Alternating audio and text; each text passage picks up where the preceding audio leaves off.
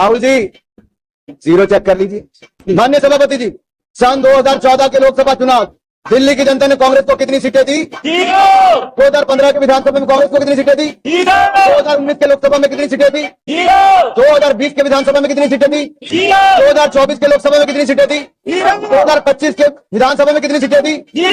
अब ये जीरो का रिकॉर्ड बनाने का काम किसी ने किया है तो राहुल जी के नेतृत्व में कांग्रेस पार्टी। ഡൽഹിയിലെ തെരഞ്ഞെടുപ്പ് തോൽവിക്ക് ശേഷം കോൺഗ്രസിനും പ്രത്യേകിച്ച് രാഹുൽ ഗാന്ധിയും ഇരിക്കപ്പുറതിയില്ലാത്തൊരവസ്ഥയിലോട്ടാണ് കാര്യങ്ങൾ മാറിയിരിക്കുന്നത്. അതായത് ഒരു സീറ്റെങ്കിലും ലഭിച്ചിരുന്നെങ്കിൽ പറഞ്ഞു നിൽക്കാമായിരുന്നു, അല്ലെങ്കിൽ പിടിച്ചു നിൽക്കാമായിരുന്നു. ഇത് ഒരു സീറ്റ് പോയിട്ട് വട്ടപൂജ്യമാവുന്ന തരത്തിൽ, അതും 15 കൊല്ലത്തോളം ആ സംസ്ഥാനം ഒരിക്കൽ തുടർച്ചയായി ഭരിച്ചിരുന്ന ഒരു പാർട്ടിയുടെ ദയനീയ അവസ്ഥയാണ് ഈ തോൽവിക്ക് ശേഷം, അതായത് ഹാട്രിക്കായിട്ട് 3 തവണയും വട്ടപൂജ്യം നേടിയതിന് ശേഷം ഇപ്പോൾ കോൺഗ്രസിന് സംഭവിച്ചിരിക്കുന്നത്. ആ ഒരു കാര്യം ശരിക്കും പറഞ്ഞാൽ BJP ആണ് ഇപ്പോൾ വലിയ തോതിൽ മുതലെടുത്തിരിക്കുന്നത്. കാരണം BJP സംബന്ധിച്ചിടത്തോളം അവിടെ അധികാരത്തിൽ വന്നും കഴിഞ്ഞു.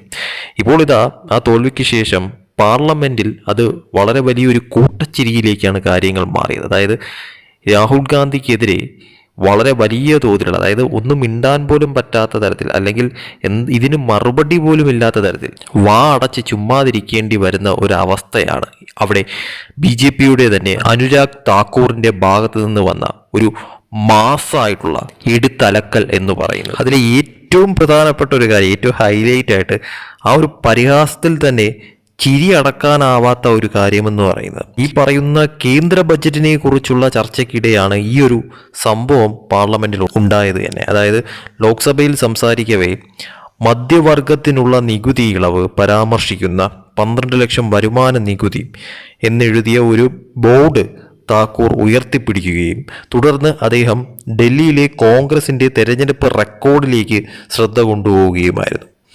രാഹുൽ ജി जीरो चेक कर लीजिए, एक कांग्रेस की सीटों की बात नहीं है.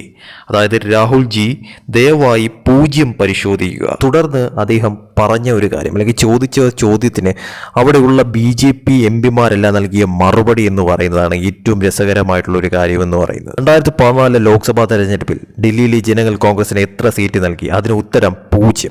2015 നിയമസഭാ തെരഞ്ഞെടുപ്പിൽ എത്ര സീറ്റുകൾ? 0. 2019 എത്ര സീറ്റുകൾ? അതിനും 0. 2020 എത്ര സീറ്റുകൾ? അതിനും 0. 2024 എത്ര സീറ്റുകൾ? അതിനും 0. 2025 നിയമസഭാ തെരഞ്ഞെടുപ്പ് എത്ര സീറ്റുകൾ? അതിനും 0. ഇതെല്ലാം 0 ആണെങ്കിൽ ഈ 0ന്റെ റെക്കോർഡ് സൃഷ്ടിക്കപ്പെടാൻ കാരണമായത് രാഹുൽ ഗാന്ധിയുടെ നേതൃത്വത്തിലുള്ള കോൺഗ്രസ് പാർട്ടിയാണ് എന്ന തരത്തിലുള്ള ഈ ഒരു വലിയ പരിഹാസം.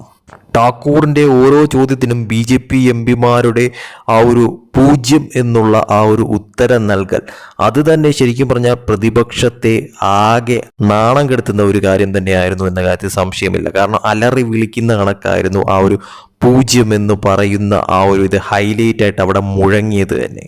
കാരണം ഇത്ര വർഷമായിട്ടും കോൺഗ്രസിന് അവിടെ സീറ്റുകൾ ഒന്നും തന്നെ ഇല്ല. ലോക്സഭാ തെരഞ്ഞെടുപ്പിലില്ല, നിയമസഭാ തെരഞ്ഞെടുപ്പിലില്ല, എല്ലാത്തിലും വട്ടപൂജ്യം മാത്രം. ഇത് ടാർഗറ്റ് ചെയ്തുകൊണ്ടാണ് താക്കൂർ ലോക്സഭയിൽ രാഹുൽ ഗാന്ധിയെ ഒരു വല്ലാത്ത തരത്തിൽ ഒന്ന് തുറക്കാൻ പോലും പറ്റാതെ ഒരവസ്ഥ അവിടെ സൃഷ്ടിച്ചത് തന്നെ. എന്തായാലും ഡൽഹിയിലെ കോൺഗ്രസിൻ്റെ വട്ടപൂജ്യമായിട്ടുള്ള ആ ഒരു തോൽവിയും BJPയുടെ ആ ഒരു വലിയ അട്ടിമറി വിജയവും തീർച്ചയായിട്ടും BJP പാർലമെൻറ്റിലും കോൺഗ്രസിനെതിരെ ആയുധമാക്കി വളരെ വലിയ തോതിൽ ആഘോഷിച്ചു എന്നതിനുള്ള തെളിവ് തന്നെയാണ് ഇപ്പോൾ ഠാക്കൂറിൻ്റെ ഭാഗത്ത് നിന്ന് രാഹുൽ ഗാന്ധിക്കെതിരെ തന്നെയുള്ള ഈ ഒരു വലിയ തോതിലുള്ള അമ്പെന്ന് പറയുന്നത്.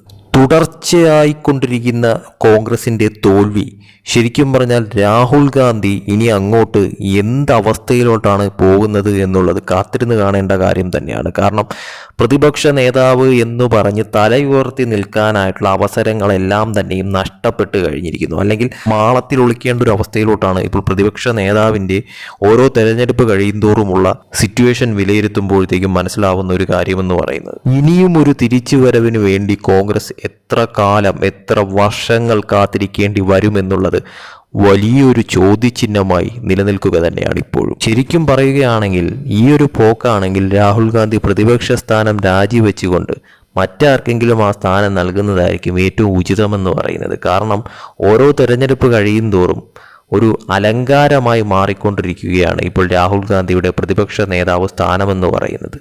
ഒരു തരത്തിലുമുള്ള ബലവുമില്ല, ഒരു തരത്തിലുമുള്ള ശക്തിയുമില്ല. എന്തിനോ വേണ്ടി തിളയ്ക്കുന്ന സാമ്പാർ കണക്കായി മാറിയിരിക്കുന്നു ഇപ്പോൾ പ്രതിപക്ഷം എന്ന് പറയുന്നത്. ആദ്യമൊക്കെ പ്രതിപക്ഷം വളരെ സ്ട്രോങ് ആയിട്ടുള്ള ഒരു പ്രതിപക്ഷമായി മാറുമെന്നൊക്കെയുള്ള പ്രതീക്ഷയായിരുന്നു. പക്ഷേ ഇപ്പോൾ സ്ട്രോങ്ങുമല്ല, ഒരു ചുക്കുമല്ല. പാർലമെൻറ്റിൽ ബില്ലെന്തെങ്കിലും അവതരിപ്പിക്കുമ്പോഴത്തേക്കും വെറുതെ കിടന്ന് ബഹളം വയ്ക്കാനും വെറുതെ കിടന്ന് കൂവാനും വേണ്ടി മാത്രം, അല്ലാതെ നിയമസഭാ തെരഞ്ഞെടുപ്പുകൾ വരുമ്പോഴത്തേക്കും അവിടെ ഒന്നും തന്നെ വിജയിക്കാനോ അല്ലെങ്കിൽ തങ്ങളുടെ ശക്തി എന്താണെന്ന് കാണിക്കാനോ ആയിട്ടുള്ള കഴിവ് നഷ്ടപ്പെട്ടു കഴിഞ്ഞിരിക്കുന്നു ഇപ്പോൾ പ്രതിപക്ഷത്തിന്, എടുത്തു പറയാനായിട്ട് കോൺഗ്രസ്സിന്. അപ്പോൾ പിന്നെ BJPയിൽ നിന്നും അല്ലെങ്കിൽ BJPയുടെ എംപിമാരിൽ നിന്നും രാഹുൽ ഗാന്ധിക്ക് ഇതുപോലുള്ള മറുപടികൾ കിട്ടുന്നതിൽ പുത്തരിയില്ല. അതൊക്കെ കേൾക്കാനായിട്ട് അർഹൻ തന്നെയാണ് രാഹുൽ ഗാന്ധി എന്നുള്ളതാണ് ഒരു യാഥാർത്ഥ്യമെന്ന് പറയുന്നത്.